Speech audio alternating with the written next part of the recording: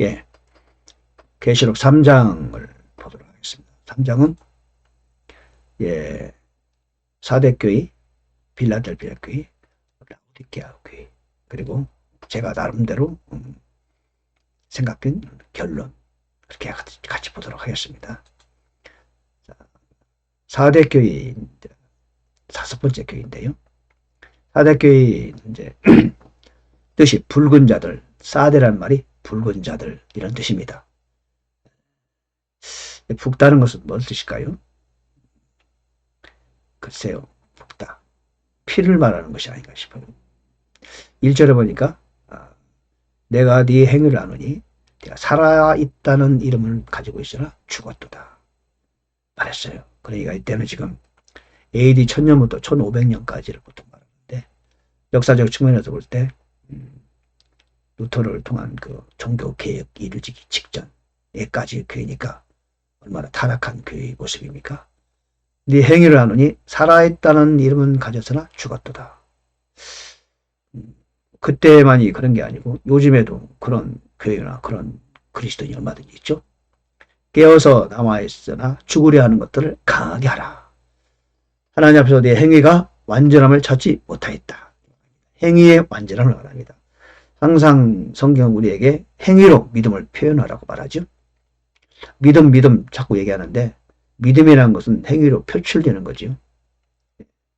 그러므로 굳게 붙잡고 회개하라. 어떻게 받고 들었는지 기억해라. 네가 깨어있지 아니하면 내가 도둑같이 이룰 것이다. 내가 어느 시각에 내가 이룰지 내가 알지 못하리라. 이 말씀은 사실 오늘날 우리에게 적용되는 말씀 아닙니까?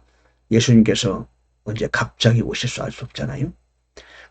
도둑같이 이르지 않도록 깨어 기도하라 이런 뜻 아닙니까? 그러니까 4대 교회가 지난 역사 속의 교회만을 의미하는 것은 아니죠. 오늘 이 시대에도 4대 교회는 얼마든지 있고 4대 교회 같은 그런 그리스도인도 얼마든지 있다는 거죠. 그런 분들에게 하나님께서 지금 경고하는 거 아니겠습니까? 내가 내 행위를 하노니 살았다는 이름은 가지고 있으나 죽었구나. 네가 깨어있지 않으면 내가 도둑같이 이룰 것이다.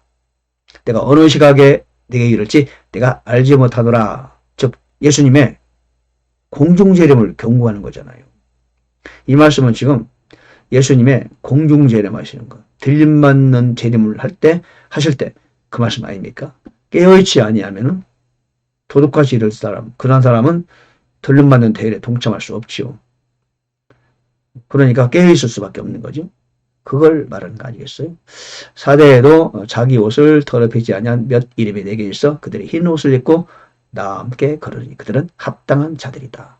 이렇게 말하고 있습니다. 예. 그래서 여기 내가 깨어있지 아니하면 내가 도둑같이 온다. 그 말씀은 예수님의 공중재림을 경고하시는 그런 말씀으로 우리는 받아야 될 것 같습니다.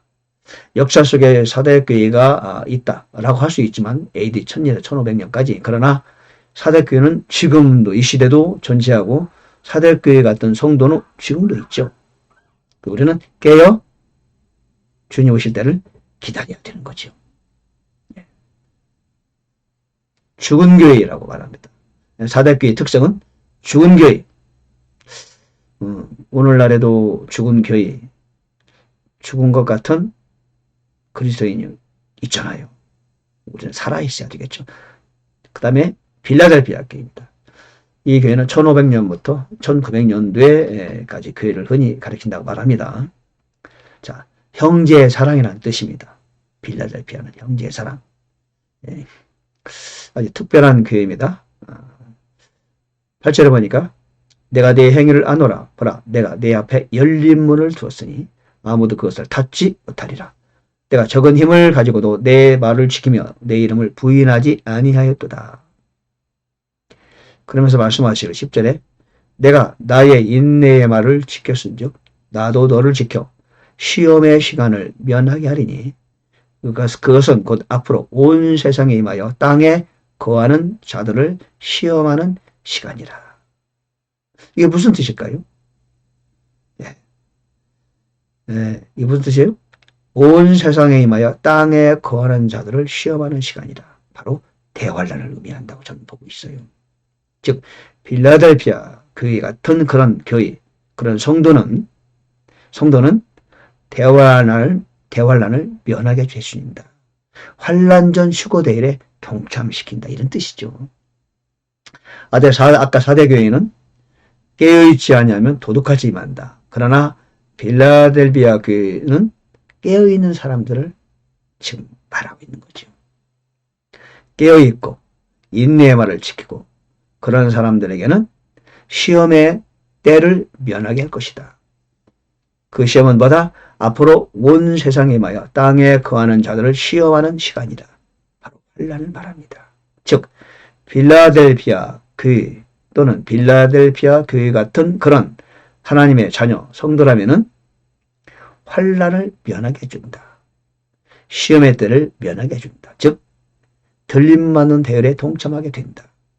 바로 그런 측면에서 볼 때 8절에 보니까 내가 내 앞에 열린 문을 두었다. 그 열린 문이라는 것은 복음의 열린 문이라기보다는 하늘의 열린 문을 말하는 것이 아닌가 저는 그렇게 보고 있어요.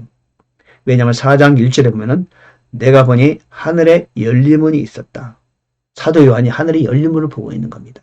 즉 사도 요한은 교회를 상징하고 있고 사랑하는 제자였기 때문에 사랑하는 교회를 의미하는 것이고 그 교회가 사도 요한은 하늘에 열린 문이 있고 문이 열렸고 그리고 이르러 올라오라는 나팔소리 같은 음성을 듣고 하늘로 올라갑니다.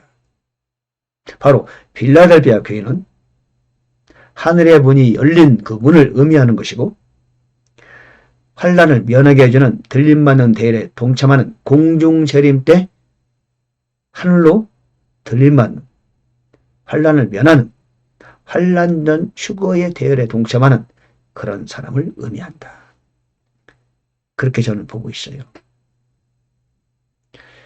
11절에 보니까 보라 내가 속히 오리니 내가 가진 그것을 굳게 붙잡아 아무도 내 관을 빼앗지 못하게 하라.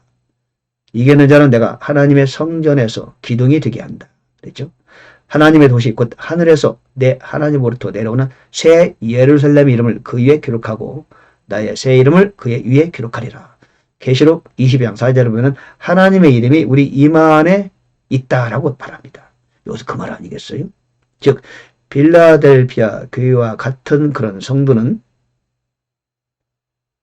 하늘의 열린 문을 두게 될 것이고 아무도 그것을 닫지 못하며 세상에 많은 환난을 면하게 해주면서 주님이 공중재림하실 때 들림맞는 대열에 동참해서 새 예루살렘에 들어가는 마지막에 복을 얻게 된다. 그걸 말하고 있어요. 그러므로 빌라델비아 교회는 어느 역사 속의 한 교회다 라고 해석할 수도 있지만 또한 동시에 그보다 더 중요한 해석은 오늘 이 시대를 살아가는 한 사람 한 사람 하나님의 자녀 성도를 말하고 있는 것이다. 그래서 우리는 빌라델비아 같은 성도가 돼야 된다고 저는 보고 있는 겁니다. 마지막 라오디게아죠. 1900년대부터 지금까지죠. 예. 그 라오디게아 뜻은 시민들의 권리 이런 뜻이에요. 정의. 예.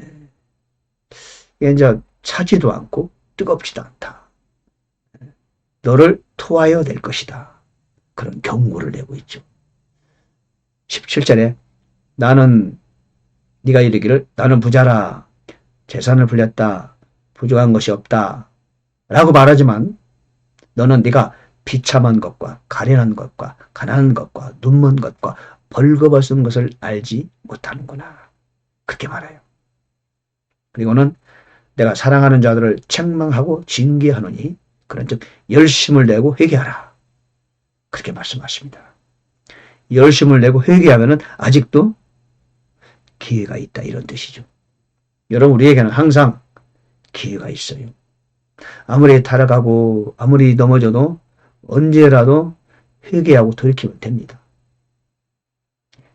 그 이 라오디게아 교회는 열심을 내라 회개하라 그리고 이긴 자에게는 왕자에 앉게 해주겠다. 그런 말씀을 하고 있습니다. 차지도 않고 뜨겁지도 않고 이게 지금 라오디게아의 특성이에요. 사실은 1900년대부터 그렇습니다. 1611년대 킹 제임스가 발행되고 300년 동안은 성경 하나밖에 없었어요. 다른 성경이 없었거든요. 근데 1901년도에 ASB, RSB 이런 성경이 나오면서 그다음부터는 돈을 벌기 위해서 사람들이 성경을 번역하기 시작합니다. 킹제임스는요. 로열티가 없습니다. 즉 저작권이 없어요. 제가 킹제임스 성경 지금 찍어서 팔아도 돼요. 임자가 없어요. 그러나 다른 모든 영어 성경 한 100개 되는데요. 모든 성경은 다 저작권이 있습니다. 함부로 그 책을 우리가 찍을 수 없어요. 돈 벌기 위해서 만든 책입니다. 다들. NIV나 NSB나 ESB나 수많은 책들이 있죠. 다 돈 벌기 위한 목적으로 책을 번역한 것이다. 어쨌든 그렇습니다. 그러나 킹제임스는 약 1600년부터 900년까지 1900년까지 오로지 킹제임스 하나만을 가지고 모든 교회가 사용했는데 저작권이 없어요. 제임스 왕이 책임지고 성경을 번역했죠.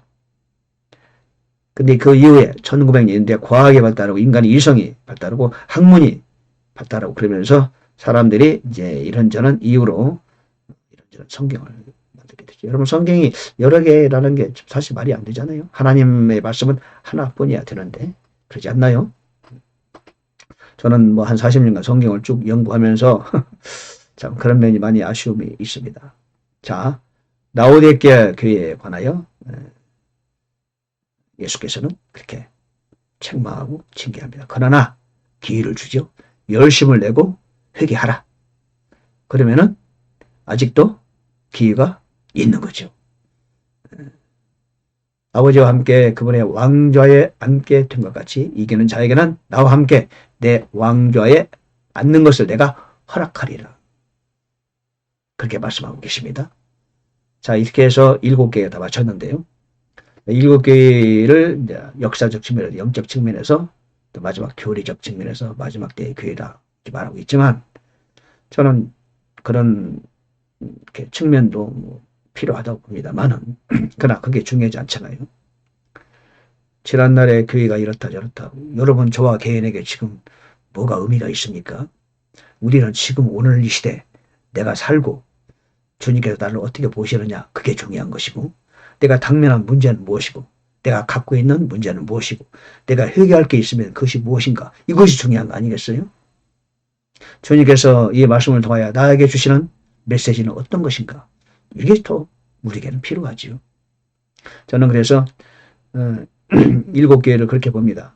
이 시대에 우리가 살고 있는 모든 교회를 7개 교회라고 보고 있고요. 또한 모든 성도 한 사람 한 사람을 주님께서는 7개 교회로 보시고 있습니다. 어떤 사람은 2개 교회, 3개 교회가 겹쳐있는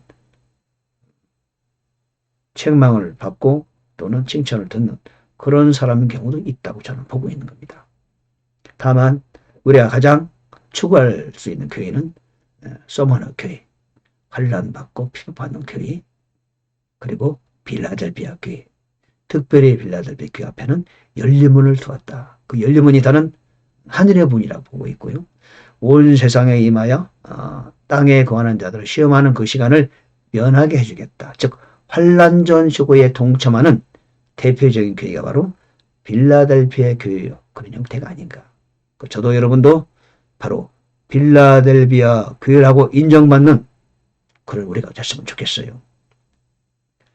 그리고 이제 7개의 마지막에 보면은 이기는 자는 이렇게 저렇게 하겠다 하시고 약속하시고 귀 있는 자는 성령의 교회에 주시는 말씀을 들을지어다 그랬습니다. 그래서 우리는 모두 이기는 자가 되고 또 귀 있는 자, 즉 성령이 하시는 말씀을 들을 수 있는 영적 귀가 활짝 열려있는 그런 사람이 됐으면 좋겠다. 저는 그렇게 생각해서 결론으로 이기는 자, 귀 있는 자 그렇게 문구를 제가 만들어 봤습니다. 예, 감사합니다. 7개의 시대에 참으로 하나님께 인정받는 하늘의 열린 문을 우리 앞에 두어 있는 그리고 시험의 때를 면해서 환난전 수고 대회에 동참하는 여러분 모두 되기를 정말로 간절히 바랍니다.